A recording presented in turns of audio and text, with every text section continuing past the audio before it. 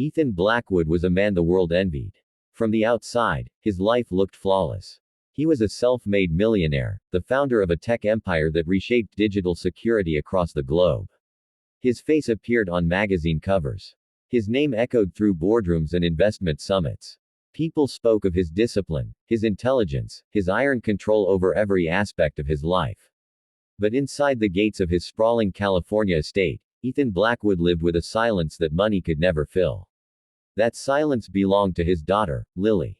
Lily was 7 years old, with soft brown hair and eyes that seemed far older than her age. Since birth, she had been unable to walk. Doctors diagnosed her with a rare neuromuscular condition. Therapy after therapy failed. Specialists from New York to Switzerland delivered the same verdict with gentle voices and apologetic eyes. Lily would never walk. She would spend her life in a wheelchair. The best they could do was help her adapt. Ethan accepted the diagnosis publicly, but privately, it broke him.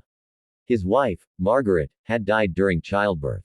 Lily was all he had left. He poured his wealth into her care, building ramps, installing elevators, hiring the best medical professionals money could buy.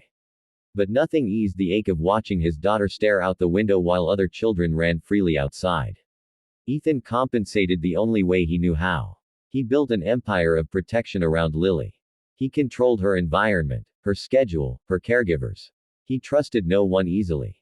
Except one person. Her name was Sophia Reyes. Sophia came into their lives when Lily was 4. She was recommended by a private agency specializing in elite household care. Her resume was impeccable. Degrees in child development. Years of experience with special needs children. Soft-spoken, calm, and endlessly patient. From the first day, Lily responded to her in a way she never had with anyone else. Lily laughed with Sophia. She talked more. She smiled. Ethan noticed, and for the first time in years, he felt something close to relief. Sophia became indispensable. She worked long hours, sometimes staying overnight. She handled Lily's exercises, her schooling, her meals. She read to her, played games, and encouraged her independence in small ways. Ethan watched from a distance, grateful and impressed. But there were things he didn't see. Or maybe, things he chose not to see. It began with small, unsettling moments. Lily started asking unusual questions. One evening at dinner, Lily looked up from her plate and asked, "Daddy, why do doctors lie?" Ethan froze. He forced a smile and asked where she heard that. Sophia, standing nearby, gently redirected the conversation. "She's just curious," she said. Kids ask strange questions. Ethan accepted that explanation. He always did. Then Lily began insisting on spending more time alone with Sophia. She didn't want the physical therapists present. She didn't want the nurses. Just Sophia. Ethan allowed it. Sophia had earned his trust. Or so he thought. One night, Ethan returned home earlier than usual. A deal had fallen through, and he wasn't in the mood for meetings or conversation. As he entered the house, he noticed something strange. The lights in Lily's therapy room were on. Sophia was supposed to be done for the day. Curious, Ethan moved quietly down the hallway. As he approached the door, he heard Lily's voice. Not crying. Not laughing. Counting. 1, 2, 3. Ethan stopped. His heart began to pound. He slowly leaned toward the door, peering through the narrow opening. What he saw made his breath catch in his throat. Lily was standing. Not leaning. Not supported. Standing. Her legs trembled, but they were straight. Her small hands were pressed against the wall for balance. And in front of her, Sophia stood close, watching intently. Again, Sophia whispered, "You can do it." Lily took a step. A real step. Ethan felt the world tilt beneath him. His mind screamed that it wasn't possible. That he was hallucinating. That stress had finally broken him. But then Lily took another step. Ethan burst into the room. "What is this?" he shouted. Lily screamed and collapsed, catching herself before falling. Sophia spun around, her face pale. "Mr. Blackwood," she stammered. "I can explain." Ethan rushed to Lily, lifting her into his arms. His hands shook as he examined her legs, as if expecting them to vanish. "How long?" he demanded, his voice low and dangerous. "How long has she been able to do this?"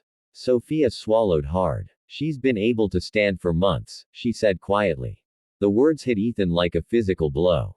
"Months," he repeated. "You're telling me my daughter can walk, and you said nothing." She wasn't ready, Sophia replied quickly. Not physically. Not emotionally. The doctors would have stopped it. Ethan's anger ignited. Stopped what? The truth, Sophia said. That night changed everything. Ethan fired every therapist, every nurse. He hired new specialists, demanded new tests. Results came back confusing. Lily's condition was real, but not irreversible. With the right training and encouragement, mobility was possible. Difficult. Painful. But possible. Ethan was furious. Not at the doctors. Not even at himself. At Sophia. He confronted her the next morning, demanding answers.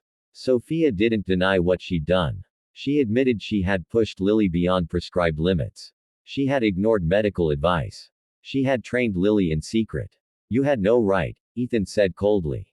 I had every right, Sophia replied, her voice steady. Because no one else would. She told him the truth then. About the first time Lily moved her toes during a game. About the doctors dismissing it as reflex. About Lily crying at night, saying she felt something inside her legs that no one believed. And about Ethan himself. You never wanted her to walk, Sophia said softly. Not really. The words cut deeper than any accusation. You wanted her safe. You wanted control. Walking meant risk. Falling. Pain. Failure. Ethan wanted to deny it. But he couldn't. Sophia resigned that day. She packed her things and left without saying goodbye to Lily. For weeks, Lily refused therapy. She stopped trying. She stopped smiling. Ethan watched his daughter retreat into herself, and the guilt became unbearable. Then one afternoon, Lily spoke. She was helping me, Lily said. She believed me. Ethan found Sophia. She was working at a small rehabilitation center, underpaid and overlooked. When he asked her to come back, she refused. Until Lily asked herself. Sophia returned, but this time, everything was different. No secrets. No hiding. No fear. The therapy was brutal. Lily cried. She fell. She failed again and again. But she stood. Then she walked. Then she ran. The final twist came a year later. During a charity gala, Ethan announced the creation of a foundation dedicated to misdiagnosed children. He stepped aside as Lily walked onto the stage alone. No wheelchair. No support. Just strength. Ethan realized then that the real miracle wasn't that his daughter could walk. It was that someone had been brave enough to challenge his power to save her future.